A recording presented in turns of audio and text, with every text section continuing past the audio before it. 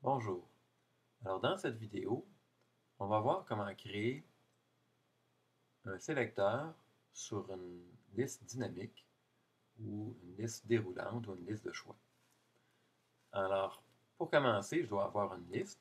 Alors par exemple, ici une liste de noms. Alors cette liste-là serait comme une liste de vendeurs.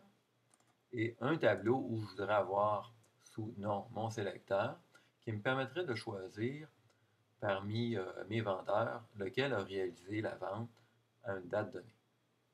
Alors, je choisis par exemple la cellule B2 où je voudrais avoir mon sélecteur. Je vais dans le ruban sous Data, Validate. Dans Allo, je choisis List.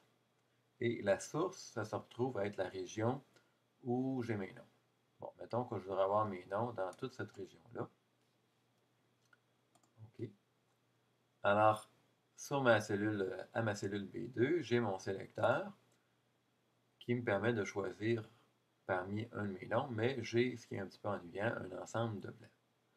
Alors, pour améliorer un petit peu mon sélecteur, je vais ajouter une variante. Alors, c'est toujours dans l'onglet Data, Validate. À Allo, je suis toujours List. Mais cette fois-ci, à la source, je vais ajouter une formule qui est la formule Offset. Offset est composé de 5 paramètres. Le premier étant la référence, ici nom.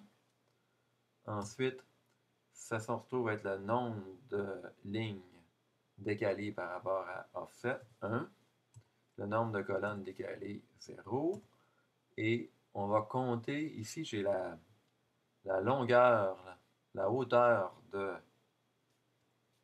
pour la formule qui est count A. Donc, il va compter le nombre de cellules non vides dans ma région, count A. Voilà. Et ici, j'ai la largeur de ma région pour offset qui est une colonne, 1 pour une colonne. Bon, notez que la seule chose qui sont vraiment intéressantes là, pour ce type de travail-là, c'est euh, la référence et la région où j'écris mes items. OK? Dans ce nouveau sélecteur créé, alors, on voit ici le résultat. Alors, j'ai plus de blanc.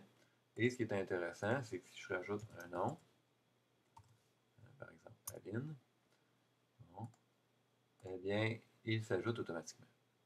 Alors, voilà.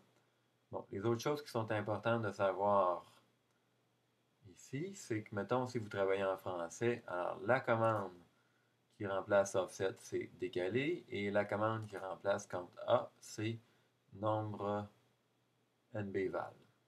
Alors voilà, merci et bonne journée.